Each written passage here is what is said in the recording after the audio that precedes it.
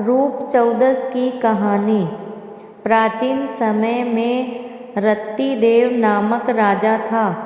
वह पहले धर्म में धर्मात्मा व दानी था।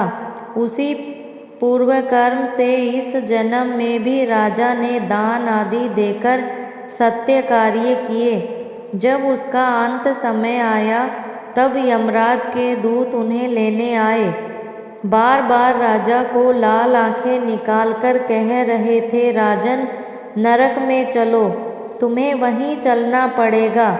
इस पर राजा घबराया और उनसे नरक में चलने का कारण पूछने लगा।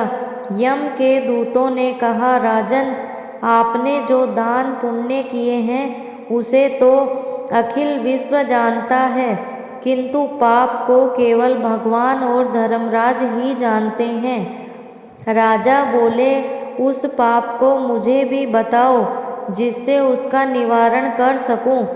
यमदूत बोले, एक बार तेरे द्वार से भूख से एक व्याकुल ब्राह्मण लौट गया था, इससे तुम्हें नरक में जाना पड़ेगा।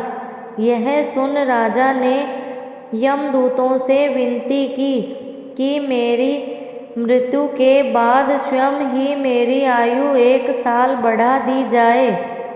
इस विषय को दूतों ने अपना बिना विचार किए स्वीकार कर लिया और राजा की आयु 1 वर्ष बढ़ा दी। यमदूत चले गए। राजा ने ऋषियों के पास जाकर इस पाप की मुक्ति का उपाय पूछा। ऋषियों ने बताया कि हे राजन, तुम कार्तिक कृष्ण पक्ष की चतुर्थी को व्रत रखकर भगवान कृष्ण का पूजन करना, ब्राह्मणों को भोजन कराना तथा दान देकर सब अपराध सुनाकर क्षमा मांगना, तब तुम पाप मुक्त हो जाओगे। कार्तिक कृष्ण पक्ष की चतुर्दशी आने पर राजा ने नियम पूर्ण व्रत रखा और अंत में विष्णु लोक को प्राप्त किया। रूप 14 या रूप चतुर्दशी कार्तिक कृष्ण पक्ष में आती है। इस दिन सौंदर्य रूप श्री कृष्ण की पूजा की जानी चाहिए।